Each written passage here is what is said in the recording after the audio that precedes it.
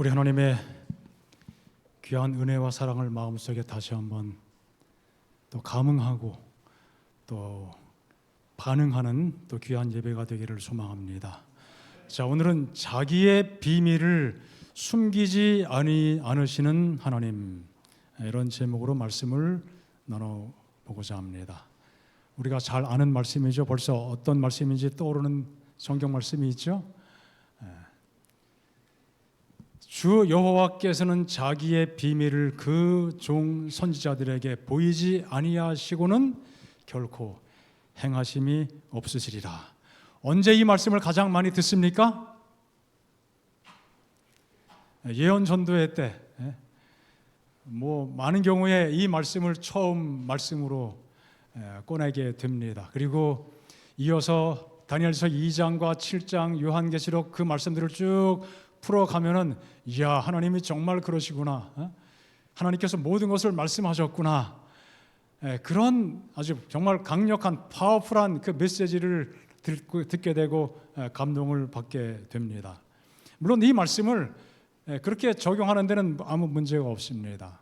하지만 이 말씀이 가지고 있는 아모스서 그 속에서 이 말씀이 지니고 있는 기본적인 의미가 무엇인지, 그것을 놓치는 것은 좀 영적으로 손해라고 생각합니다. 오늘 그래서 우리가 잘 아는 말씀이지만 이 말씀이 가지고 있는 기본적인 의미가 무엇인지 한번 생각하면서 하나님의 또 사랑, 또 우리에게 더욱 가까이 하시고 가까이 하기를 원하시고 또 우리에게 말씀하시기를 원하시는 하나님의 그 섭리의 손길을 다시 한번 생각해 보고자 합니다.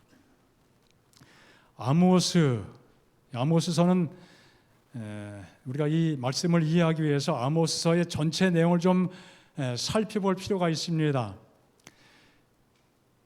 아모스라는 이름은 짐을 진 사람, 그런 뜻을 가지고 있습니다. 베들레헴 멀지 않은 곳에 떨어진 작은 마을 출신 선지자가 아모스입니다. 자, 이 사람과 함께 동시대에 살았던 인물이 누구예요? 호세아입니다. 호세아는 남방 유다 출신이면서도 북방 이스라엘에서 활동했던 선지자이기도 합니다.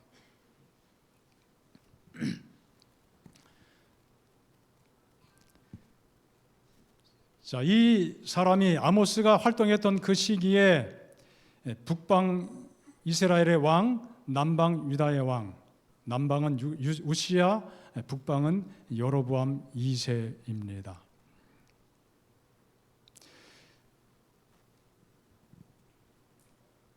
자, 아모스가 활동하던 이 시대, 우시야 왕은 남방 유다의 왕으로서 꽤 정치를 잘했던 사람 중에 한 사람이었습니다.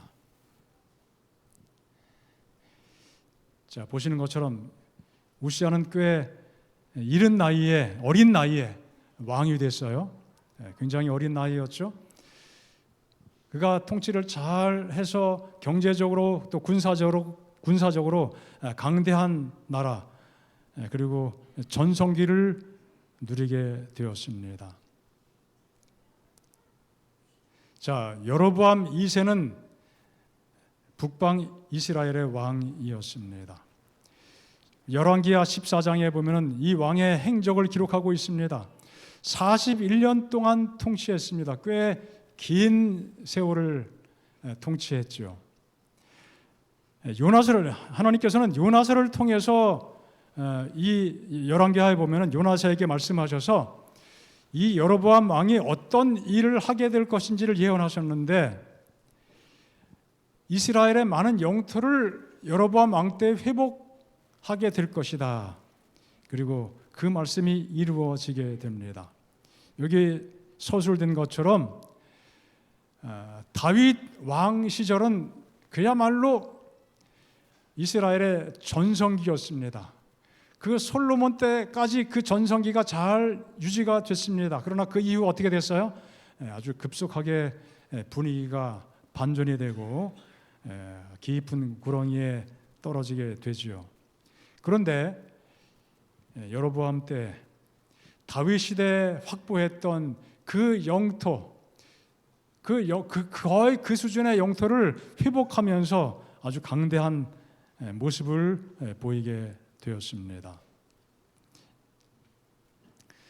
자, 나라가 강해지는 것 좋습니까? 나쁩니까? 좋죠. 그런데 언제나 좋은 것만 따르지 않습니다. 성경에 볼 때요, 하나님 백성들이 부하고 강하게 살게 되는 그 순간 어떤 일을 많이 경험합니까? 죄를 짓게 돼요. 타락하게 됩니다. 개인도 마찬가지고 국가적으로도 마찬가지 경험을 한 것을 보게 됩니다. 자, 이 여로보암 때 하나님께서 특별한 은혜를 경험하게 하셨는데, 그렇게 북방 이스라엘은 우리가 알다시피 좋은 왕, 선한 왕이 있었어요, 없었어요? 100% 악한 왕뿐이었습니다. 그럼에도 불구하고 이렇게 부국강성하던 때가 있었다는 사실입니다. 굉장히 특이한 사실입니다. 자, 하나님께서 왜 이 악한 왕 이스라엘 나라에 이렇게 큰 부흥과 번영을 허락해 주셨는가?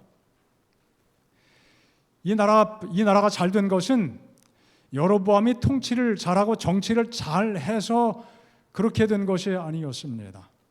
하나님의 특별한 섭리로 그렇게 된 것입니다. 비록 그들이 하나님께 충성하지 않을지라도 하나님께서 그들과 함께 하신다면은 어떤 경험을 할 수 있는지를 그들에게 깨우쳐 주기 위해서, 그래서 그 사실을 경험한 다음에 우리가 하나님을 전적으로 섬기고 회개하고 살아가야겠구나, 그런 돌이킴의 기회를 주시기 위해서 이런 번영을 일시적으로 허락해 주신 것입니다. 하지만 그들은 그 기회를 선용하지 못했습니다.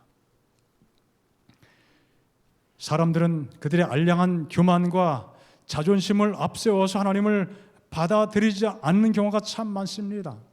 하나님께서 그들에게 복 주시고 그들과 함께 하셨음에도 불구하고 그 사실을 인정하지 않고 자기 멋대로 살고 자기 생각과 판단의 기초에 살아가는 그런 경험들이 얼마나 많이 있는지 모릅니다.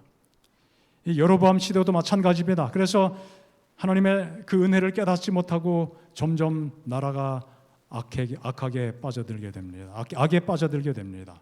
그래서 국력이 소진되고 약해지고 결국 멸망하게 됩니다. 그래서 이 시대에 동시에 기별을 선했던 호세아, 아모스는 하나님 말씀을 듣고 기별을 받고 백성들 앞에 서서 그러한 그들의 모순된 삶을 회개할 것을 강력하게 촉구하고 그들의 죄악을 고발하는 일을 하게 됩니다. 아모스는 그래서 이스라엘이 멸망되기 약 30여 년 전에 활동을 한 선지자가 되었습니다. 이 아모스서를 보면은 그 당시에 죄악상이 어떠했는지를 여러 가지 말씀으로 정말 신랄하게 아주 사실적으로 묘사를 하고 있습니다. 여기 보세요. 그들이 얼마나 사치한 삶을 즐기고 살았는지를 묘사하고 있습니다. 어떤 여기 상이라고 했지만 사실 침대입니다. 어떤 침대에 누웠어요? 상하로 장식한, 요즘도 상하로 장식한 침대를 생산한다면은 값이 쌀까요? 비쌀까요? 상하를 가지고 침대 장식하면은 잠자리가 더 편해질까요? 그건 관계없지만 적어도 할 수 있어요? 나 지난번에 2천만 원짜리 상하 침대 샀어. 그 정도는 뻐길 수 있겠죠? 그런 침상에 눕고 기지개 켜고 실컷 먹고 마시고 그리고 노래하고, 여기 노래하는 게 나쁜 것은 아니지만 비파 소리에 맞춰 노래를 지절거리며 다윗처럼 자기를 위하여 악기를 제조하고, 악기 제조하는 게 나쁩니까? 어떤 유의 음악을 사용했을까요? 자기 만족, 쾌락에 몰두하게 하고 죄악과 타락의 길로 이끌게 되는 그런 노래를 만들고 그렇게 흥청망청 살게 되었기 때문에 문제가 되는 것입니다.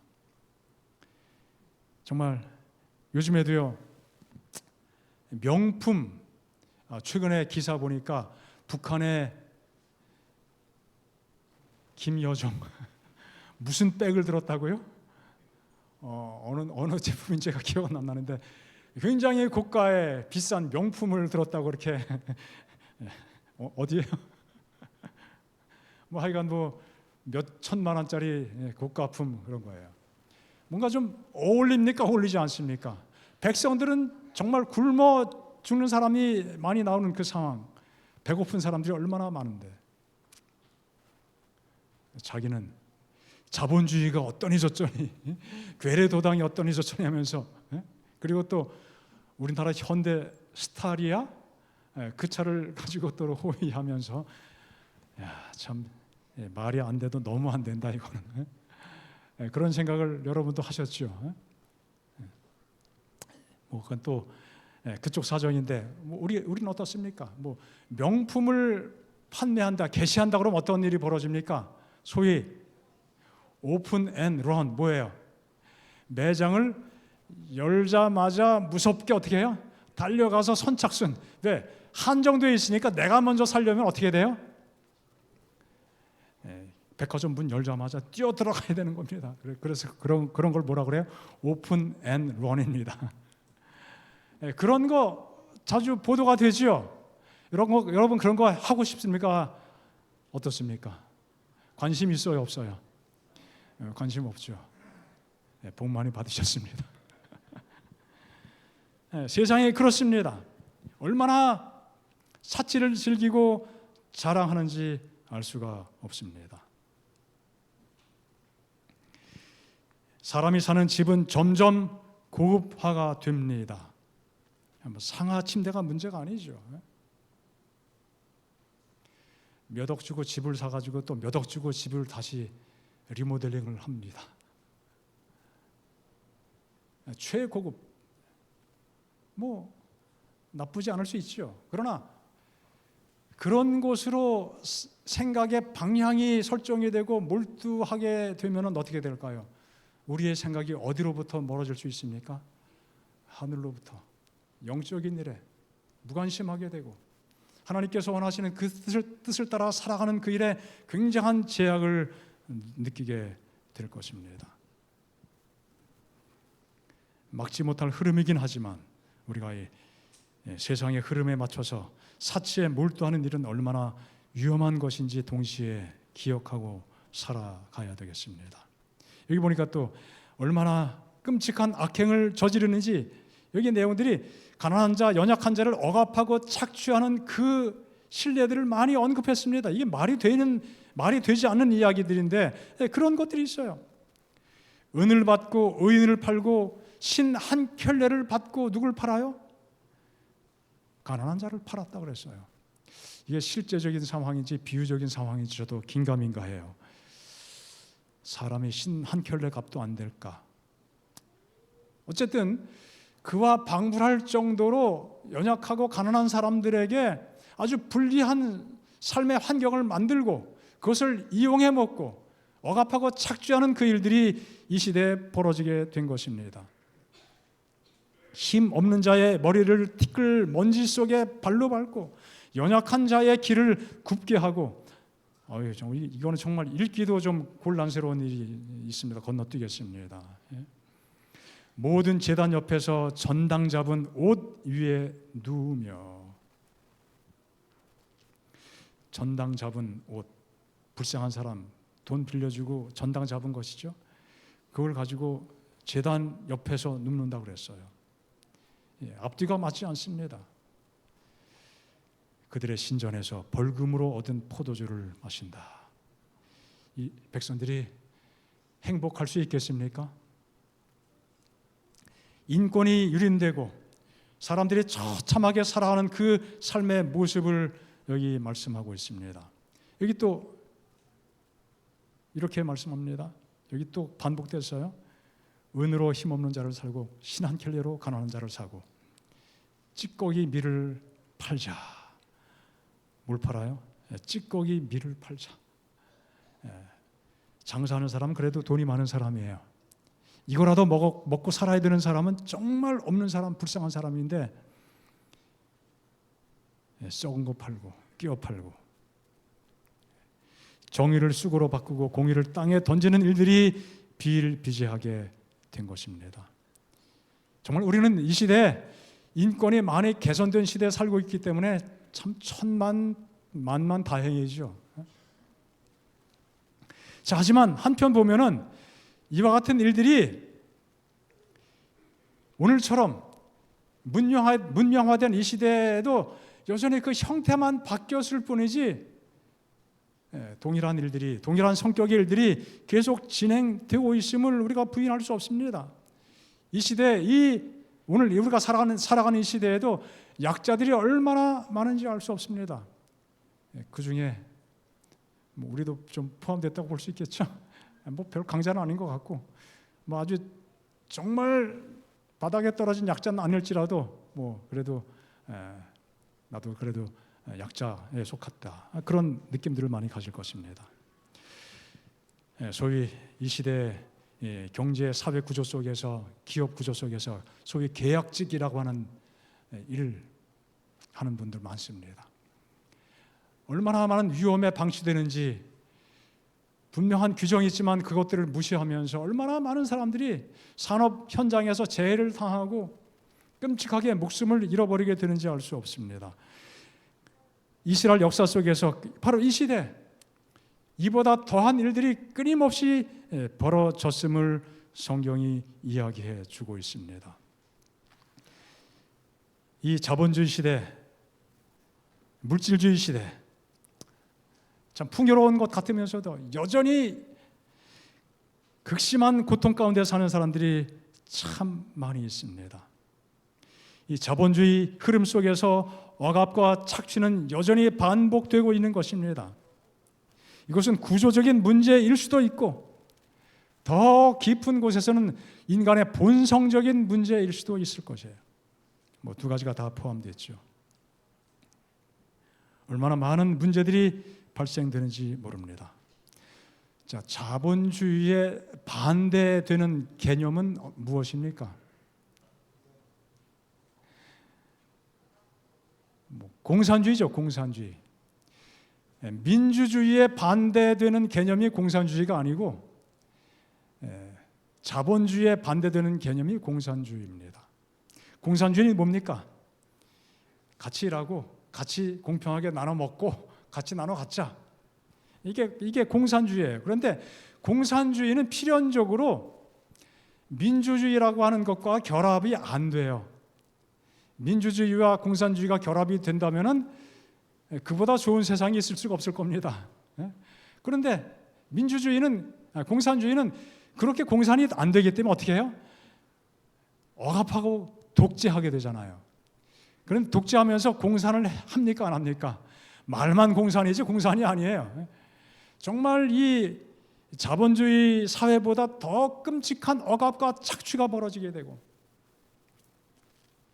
정말 북한에 사는 사람들은 얼마나 참 불쌍합니까? 이 땅에서는 해답이 보이지 않죠. 그래도 그나마 조금 더 나은 시스템이 뭡니까? 사회주의적 민주주의, 사회주의가 조금 가미된, 얼마 전에 제가 말씀드렸죠. 어떤 유럽 나라에서는 교통범칙금 똑같은 신호위반, 똑같은 과속했는데 경제적 능력이 약한 사람은 한 5만 원, 10만 원 벌금 내게 하고 재산이 엄청나게 많고 수입이 엄청나게 많은 사람은 똑같은 과속하고 똑같은 신호위반을 했지만 어떻게 해요? 1,000만 원, 2,000만 원 범칙금을 내게 한다고요. 그래서 나눠 갖게 하는 거예요. 약간 이렇게 분배를 하게 되는 것이죠. 그리고 제가 오래전에 읽은 어떤 책에 보면은 어느 유럽의 어떤 나라인지 제가 기억을 잘 못하는데요. 어머니가 자기 아들이 시청의 청소부로 취업이 되면요, 그렇게 기뻐하고 사람들을 만나서 자랑한다는 거예요. 여러분 자녀들이 구청의 청소부로 취업하면은 자랑하겠습니까? 안 하겠습니까? 아들 어떻게 됐어? 직장 다녀? 어디 취업했어? 그냥 다녀. 그렇게 하겠습니까? 아니면 우리 아들 구청 청소부 직원 됐어. 아이고 대단하지? 그렇게 하겠습니까? 제가 너무 이상한 질문 하나요? 그런데 그 나라는 대학 교수가 되든 시청 청소부가 되든 급여 차이가 거의 없다는 거예요. 공평한 거죠, 어떻게 보면. 그리고 그 하는 일이 귀한 일입니까? 선한 일입니까? 정말 귀한 일이잖아요. 얼마나 고마운 일이에요. 없어 보세요. 청소하는 분들 없어 보세요. 우리가 살 수 있을까요? 도시 존재 자체가 불가능하지요. 다 뿔뿔이 흩어져 살아야 돼요. 개인적으로 처리해야 되기 때문에. 그래서 그런 어떤 그림을 그리고 그런 시스템이 된다면은 얼마나 좋겠습니까? 그런데 그게 잘 안 되지요. 또 그런 시스템을 갖춘 나라일지라도 문제가 여전히 많습니까? 없습니까? 여전히 많습니다. 정말 수많은 악행들이 이 시대에 자행되고 있음을 우리가 부인할 수 없습니다. 그리고 종교 지도자들의 안일한 죄악들, 이런 내용들이 아모스서에 아주 거침없이 여과되지 않고 그대로 고발되고 있습니다. 그리고 또 한 가지는 형식적인 신앙의 모습입니다. 어떤 정도입니까? 월삭이 언제 지나서 우리가 곡식을 팔고 안식일이 언제 지나서 우리가 밀을 내게 할고 오늘 안식일 여름인데 해가 너무 길어. 겨울이 좋아.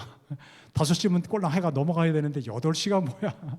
할 것도 많고 빨리 가게 문도 열고 돈 좀 벌어야 되는데 그런 마음을 가지고 신앙하니 그 신앙이 즐겁겠어? 안식일이 기쁜 날이 되겠습니까? 형식주의에 깊이 파묻혀 있는 그들의 신앙상을 여기 이렇게 표현하고 있습니다. 절기들을 미워하고 또 안식일이야, 또 6월절이야, 성전에 또 올라가야 돼, 바빠 죽겠는데, 대속죄일 이거 도대체 왜 만드는 거야? 이거 없으면 안 돼? 한 3년에 한 번 가면 안 돼? 그렇게 싫어했다는 거예요. 멸시하고 성회를 기뻐하지 않고. 자, 그렇게 하나님께서 어떻게 반응하십니까? 번제 소제를 드리는 것 내가 받지 않고 보기도 싫고 내가 받을 수가 없다.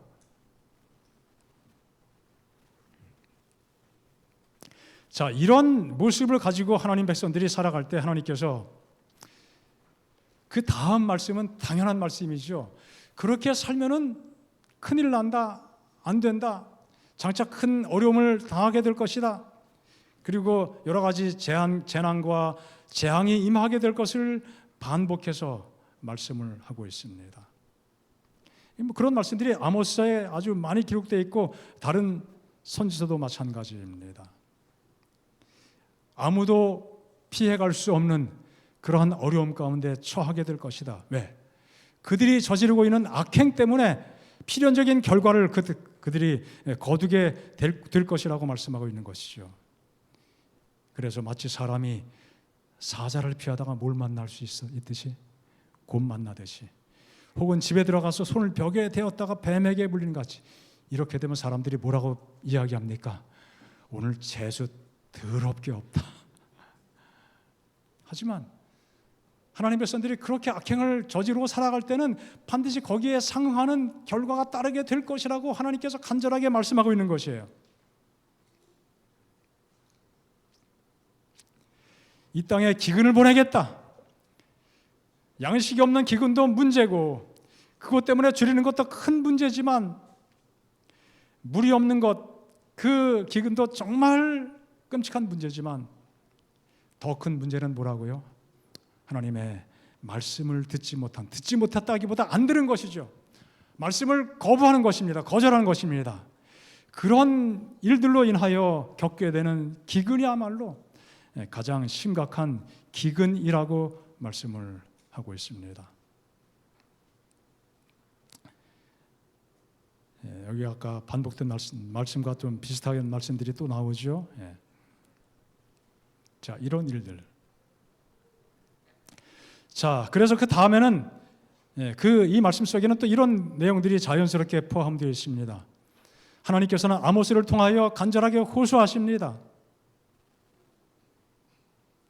그러므로 이스라엘아, 내가 이와 같이 네게 행하리라. 그러므로 앞에 어떤 내용이 있습니다. 그 앞에 내용들은 무엇인가 하면은 하나님께서 필연적으로 이 땅에 재난과 재앙이 임하게 하실 것이다. 그런 말씀들이에요. 그러므로 너희는 어떻게 하라? 이와 같이 행하라. 내가 이것을 네게 행하리니 가장 중요하게 우선적으로 해야 될 일이 무엇이라고요?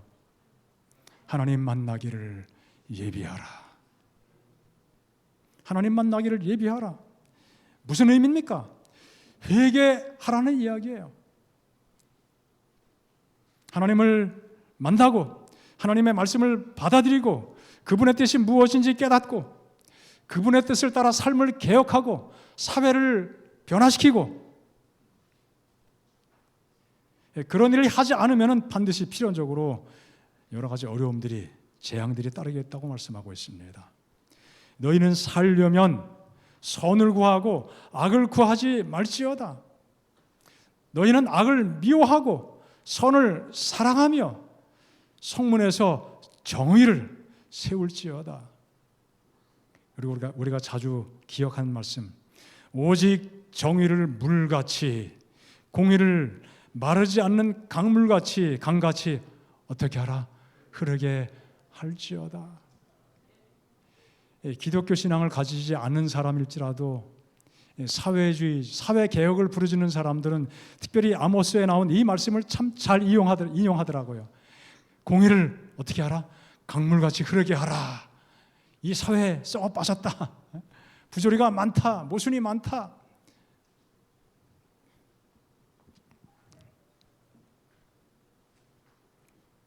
그런 말씀들이 계속 많이 반복이 되고 있습니다.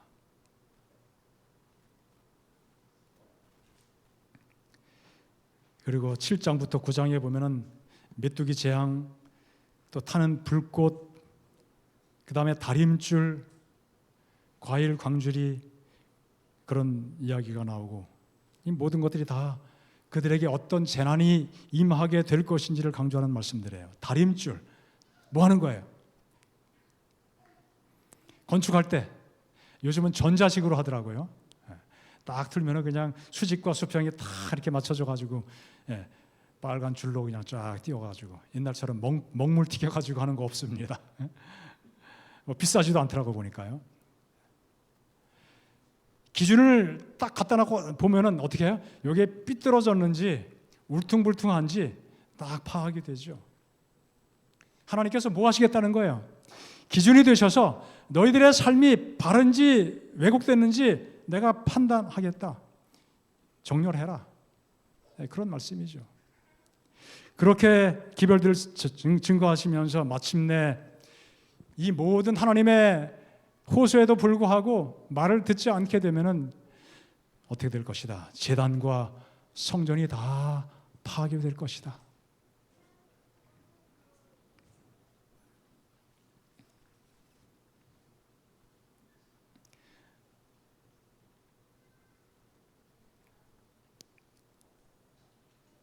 자, 그리고 또 한 가지 빼어놓을 수 없는 것이 회복의 기별입니다. 모든 선지자들이 마찬가지입니다.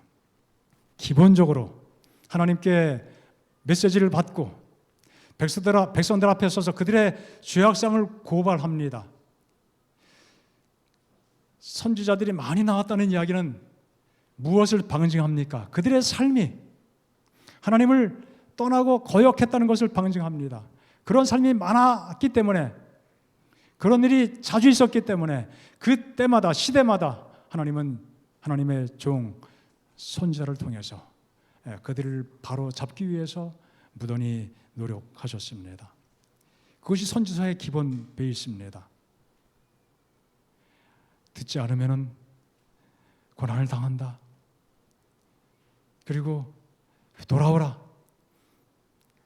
그리고 그 다음에 뭐예요? 하나님께서 이 모든 것들을 바로잡아 회복시켜 주실 것이다.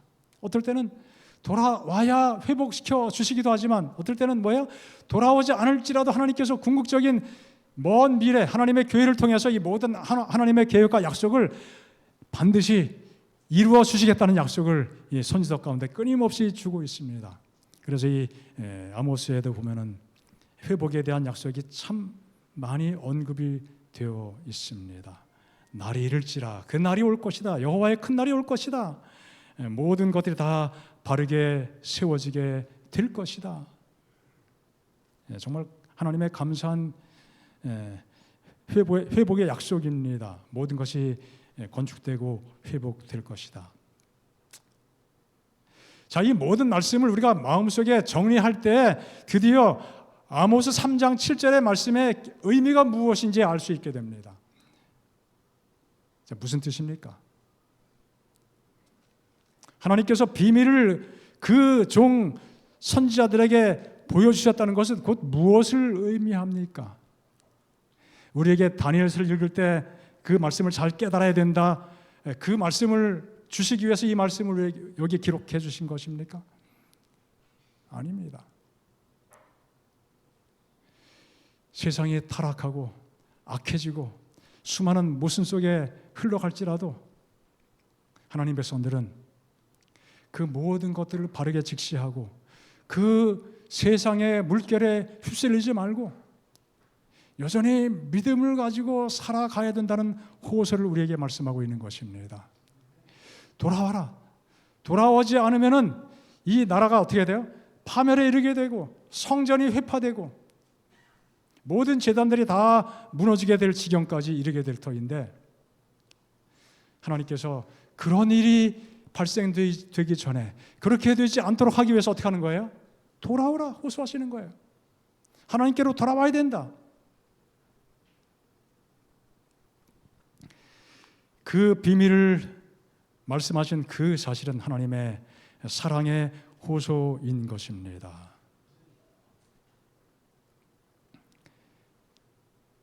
곧 계시로 내게 비밀을 알게 하신 것은 내가 먼저 간단히 기록함과 같으니 그것을 읽으면 내가 그리스도의 비밀을 깨달은 것을 너희가 알 수 있으리라. 사도 바울도 하나님의 계시를 받고 그 비밀을 전했다. 그렇게 말씀하고 있습니다. 하나님은 여전히 우리에게 비밀을 말씀해 주시는 분이십니다. 우리 각자 개인들에게 우리에게 필요한 기별을 말씀해 주시는 분이십니다.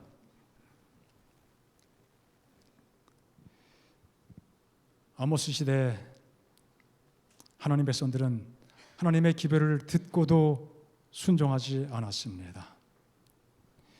그 선지자가 간절한 마음으로 하나님의 그 심정을 사람들에게 전파하고 호소했지만 아무 효과가 나타나지 않았습니다. 그래서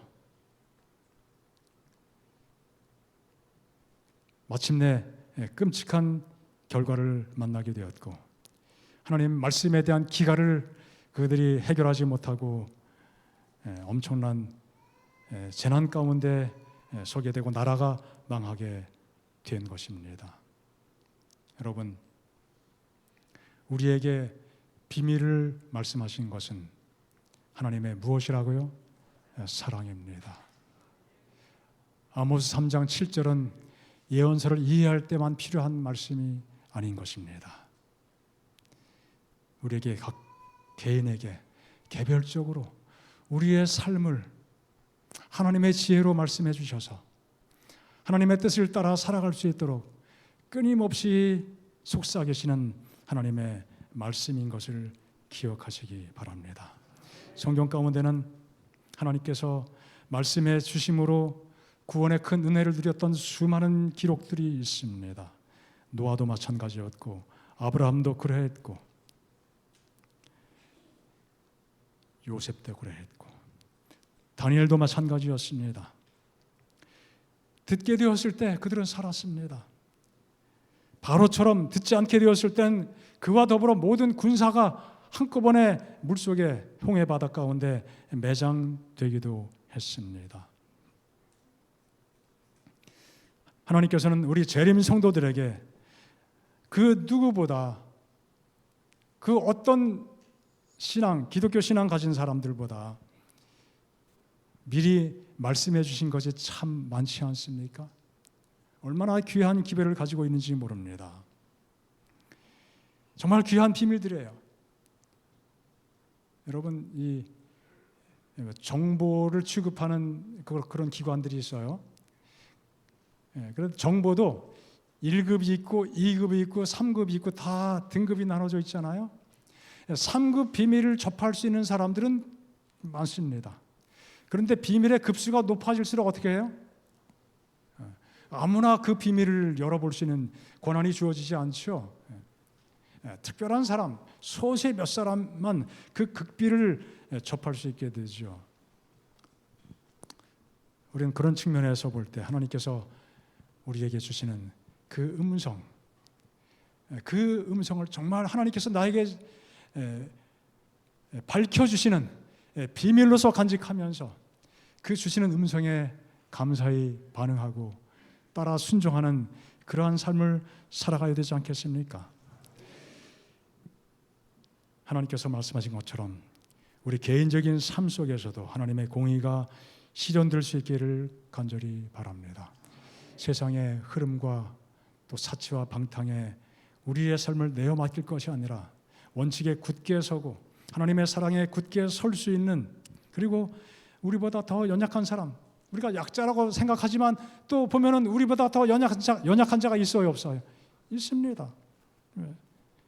그들을 향한 관심을 놓지 않고 그들을 향한 돌봄의 사역을 감당하면서 살아가야 될 것입니다. 이러한 동기와 정신과 삶의 방향성을 가지고 살아가는 하나님의 귀한 성도들이 이 원암교회에 많이 있음을 인하여 감사합니다. 그 귀한 자세를 하나님께 날마다 드리면서 그런 삶을 살게 되시기 바랍니다. 하나님의 사랑의 음성을 듣고 성령의 음성을 들으면서 주께 충성을 다하는 우리 귀한 원암 가족 되기를 간절히 바랍니다. 기도하겠습니다. 하나님,